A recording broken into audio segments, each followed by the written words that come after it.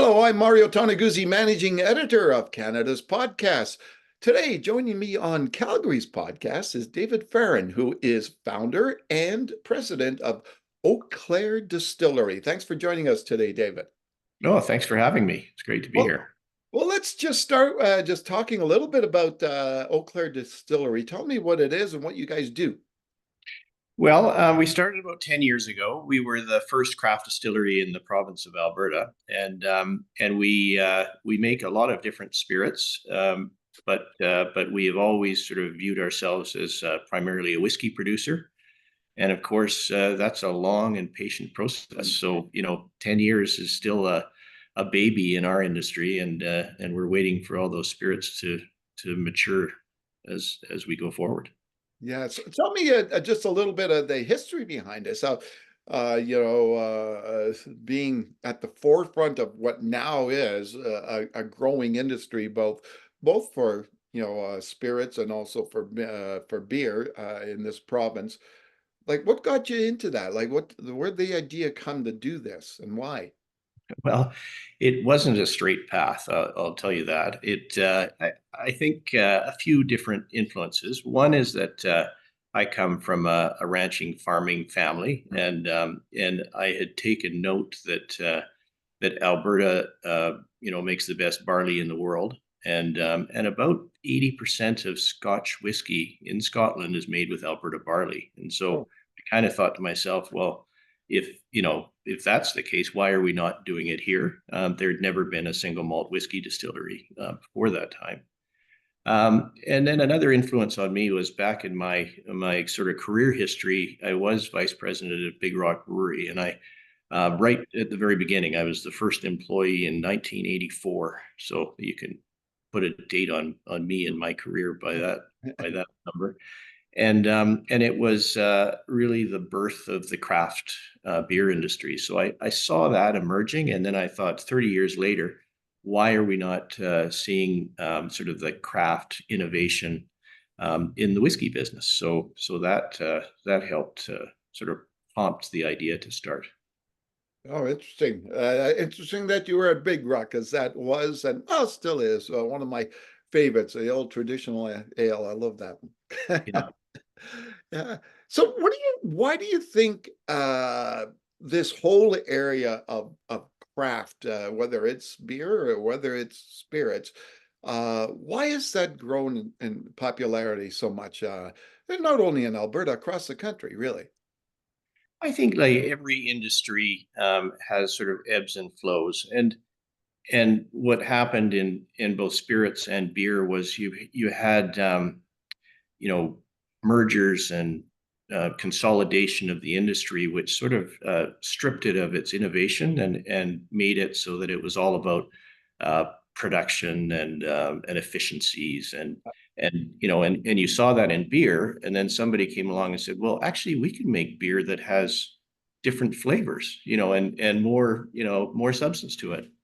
The same is true with spirits. We've been, sort of fed what the larger players want to feed us, but it's never been sort of the other side where you're, innovating and saying to consumers, "Well, would you like to try it this way?" And so I think consumers want more, and they don't like to be spoon fed. Yeah. Now, when you first started, what was your biggest challenge in setting this business up? Well, frankly, like so much of business, I mean, government and red tape is a big factor. And of course, when you're starting something that's the first in a province in the alcohol industry, heavily regulated, we ran into a lot of obstacles, but we persevered and we overcame them. And I think we did it as sort of pioneers, and that has spawned an industry. But yeah, it hasn't been without challenges for sure. Now, and what about the in physically in setting something up? Like, what did you have to get, and what did you have to do to start a distillery?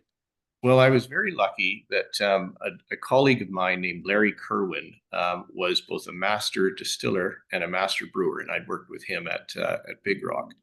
And so I reached out to him, and he said, "Look, I won't be around for the 25-year-old, but I'd love to help you get this thing started." And so he did. And so we went out and we found the right equipment in Germany, and our mantra from the very beginning was to make sure that it was the highest quality we could produce, and the best equipment. So we brought that all over to Canada.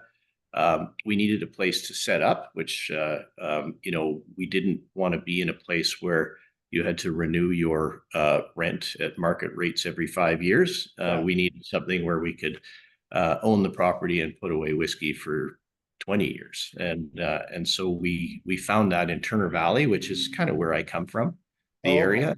And we started by buying the old Turner Valley movie theater. Oh, wow. Had the ceiling heights and it's in fact in behind me, Yeah. in order to put our big distilling, the columns and the towers. We quickly realized that that was not enough space. And so over time, we've now grown to be, I think we're about 10 acres in the middle of the town, and we have about 7 buildings. And so we've kind Wow. of, we've grown down the street, all in sort of old 1920s era buildings, which has been fun as well. Cool. Yeah. What, in terms of the name, where'd the name come from? Well, a lot of Calgarians know about Eau Claire Market, but what they probably don't know is that the Eau Claire area was actually west of Turner Valley, and that's where the Eau Claire and Bow River Lumber Company came from. So Oh, much of early Calgary was built on lumber that came from Kananaskis country in the Eau Claire area, west of us. So we like that, link to history, and of course, when you make whiskey, it's clear water. So a nod to our French heritage as well. yeah. So, roughly, like, how many different brands do you have of whiskey? We have right now we've got 3 core brands, and then we do special releases. So we have our Rupert's brand, which is kind of our everyday one that you'll find in I think most liquor stores. Yeah. And that's the one that we just won an international platinum, is now ranked as one of the best whiskeys in the world. And then we have a rye whiskey that's called Stampede Rye Whiskey. And we did that originally as a sort of a partnership with Calgary Stampede, and so it's branded as a very Western style rye whiskey, which is also a nod to our heritage. And then we have batch releases that we do of single malt. And so next year, you'll start to see a permanent line of single malt that is out in the market. Okay. You obviously have a taste for whiskeys and scotches. I do. I like it. It's Alberta in a bottle, in my view. It's got so much flavor from our barley, and really the province that we build it in. And it has been very interesting just to kind of know that you're creating something out of the terroir of Alberta, and we're not at sea level. We're not where in Scotland where it's 15 degrees Celsius all year round. Yeah. It's 100% humidity. We're at 4,000 feet, and that has created a very unique flavor that I don't think you'd find anywhere in the world. Yeah. Yeah, it's interesting, right? Because a lot of people don't think about that when it comes to stuff like this, or yeah, even like cooking and growing things. We have a different climate here, right? And Well, we didn't know when we started, and that's because when you're doing something for the first time, you discover things along the trail. But we're such a dry climate. We have these Chinooks that yeah, are up and down, and so our temperature is 40 below in the winter and 30 above in the summer. And so what that does to the maturation of the whiskey is that it accelerates it, and so it's drawing out all that flavor and oxygenating it faster than would normally happen. So our 5-year-old would be equivalent to a 10-year-old yeah, because it's maturing so fast. And then a lot of people talk about the angel share of whiskey, which is the evaporation that happens over the maturation period. and we have an enormous angel share. I mean, the angels take way too much from us. It's like 12% in the first year, but it's water because we're so dry. It's just taking out the water and it's actually concentrating the whiskey. So again, Yeah. it's an advantage to us to create a great whiskey here.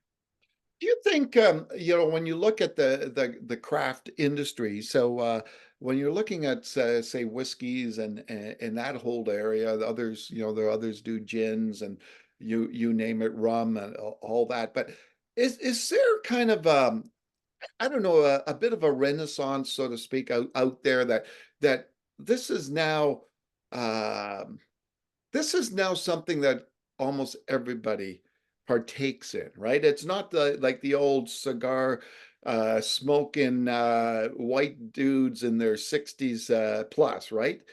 Oh yeah, I mean the demographics around both whiskey and all different spirits have completely changed. I mean, I think the fastest growing group of whiskey drinkers are women, Yeah. which certainly 30 years ago it would be unheard of. And so you're seeing that. You do still see some things. Gin is sort of skewed a little bit more to female than male, Yeah. but definitely there's a broader spectrum of people that are enjoying spirits, and they don't, they enjoy them for their quality. I think the move to quality has been very substantial over the last 10 years. It's not about going out and getting tanked and in the bar. Yeah. Yeah. And that includes young people. It's about enjoying the social aspects of a drink with your friends. Yeah, and they're just, I don't know, there's just something about having a craft product, for people. I think there's beyond the flavor and taste. Do you find that more people are more in tune of, say, buy local these days? There's a pride of local, right? And I think that it probably has always happened around the world. I mean, if you go to Europe, I just came back from a barrel buying trip in Spain, and each town has their own specialty, and each region has something that they're proud of, and that's part of their culinary culture. Yeah, I think as Canadians, we're a bit young for that, but it's starting to happen. And as we are trying to support business and entrepreneurs, I think we also realize that buying local is important in all aspects, and people really support us that way. yeah. And maybe just talk a little bit more, David, about doing business. Having a company that's headquartered in Alberta. What are the advantages of being a business owner here and an entrepreneur here? I think I've been an entrepreneur my whole career, and I can say that I have, being in Alberta, um, facilitated so much more than it would have anywhere else. I mean, we have a culture of entrepreneurs, of go-getters, and people that just do things. And I think we still have that culture. There's, it's getting sort of nipped around the edges, but the reality is that some of the things we do and are able to do in this province is because people respect entrepreneurialism and they support it. Yeah, yeah, exactly. And what would you say you mentioned being an entrepreneur for some time. What would you say your, I guess, the positives are for you? Why do you like being an entrepreneur? I think that there's a joy in creating something, in creating jobs. I think that the value added perspective of taking something like barley as a primary grain and turning it into something that people can use as a consumer Yeah, is very satisfying. And we've grown from basically one employee to 71 employees, and created an industry for the town of Turner Valley. And there's a certain satisfaction in saying, well, we're adding back, right? We're taking people and diversifying our economy. So I think there's just an innate sense of accomplishment that comes with building something from scratch. Now, in terms of ideas, for different kinds of whiskeys and stuff. Where did those come from? Well, that I leave to the experts. So like everybody else, am a consumer, and I'm a facilitator. But we have two very talented master distillers that both were trained in Scotland and have all of the talents and the palate to create the new whiskeys. So I rely heavily on them, and of course we look at all of the trends and what consumers are looking for. And we do all of the tastings with consumers to make sure that we're in line with what people want to see. But yeah, I'm probably the most biased and the worst in actually creating what is the next best. I think I have a team that do a great job on that. Yeah. So, obviously being an entrepreneur, being a business owner is, it's almost 24/7 job. Like you're either doing it or thinking about it a lot. Like, do you manage to find time to step away from work at all? I know it's a tough thing. Yeah, I mean, certainly it's all consuming, but if you don't step away, you don't have fresh ideas. You can get so you're breathing your own air. Yeah. I have a lot of different hobbies I do. The link to this, I suppose, but very different, is that I'm a horse farmer. I and a group of like-minded individuals have draft horses, and we've bought old 1920s equipment at auctions, and we farm about 20 acres of barley, all of which goes into the distillery, and we create this. I think it's the only a whiskey in the world that's done completely start to finish in a traditional way. But that is great hobby and it's a lot of fun, and those draft horses keep you honest. There's something about a horse that is both non-judgmental and responsive.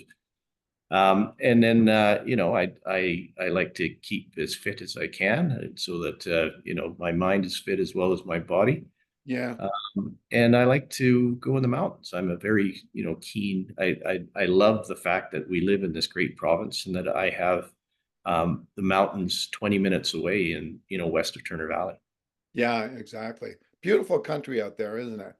It is. And certainly Turner Valley is blessed because we have, the rolling foothills, which Yeah. are gorgeous in themselves, but, we're so close to Kananaskis and the Rockies themselves. Yeah. What about you mentioned the ranching and the farming background. It almost conjures up in my mind images of the old cowboys and going into the saloon of their whiskeys or Their whatever. whiskey. Well, I mean, whiskey and cowboys are, you'll never sort of separate the two for images and in country songs. Yeah. Turner Valley was the apex of that culture back in the 20s. I mean, this was where all of the big ranches were founded. The Bayou Ranch is just down the road, which was one of the first and Yeah. biggest ranches, the OH Ranch. So there is definitely a cowboy culture in the area, but this was the beginnings of sort of prohibition, and so they discovered oil in Turner Valley in 1914. Yeah. They All of the local men had signed up and gone to Europe, so they brought in people to work from the U.S. The oil fields. Yeah. Even Churchill came out here to check and make sure there was enough oil for the First World War. And so you had this wild frontier town, and then prohibition hit, and so none of them could drink. So they were speakeasies, and I'm sitting in a room right now that historically was the town bordello. So and next to me is the theater, and the next building down that's part of us was the original 1923 bowling alley. Oh, Um, wow. so we've certainly leaned into that history, but it's a very genuine connection to whiskey, which was all bootlegged up in the hills on a ridge behind us called Whiskey Ridge. Oh, yeah. Yeah. Yeah, If the walls could talk, eh? yeah, that's right.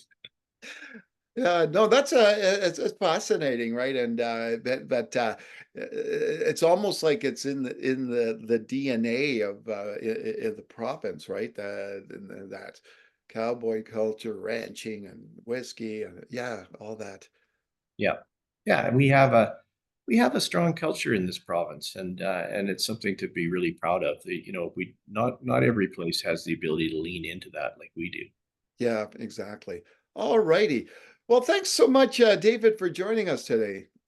Yeah, thank you for having me again. It was great to talk to you. All right, wonderful. That was David Farran, who is founder and president of Eau Claire Distillery. I'm Mario Toneguzzi, managing editor of Canada's podcast with Calgary's podcast today. Thanks for joining us.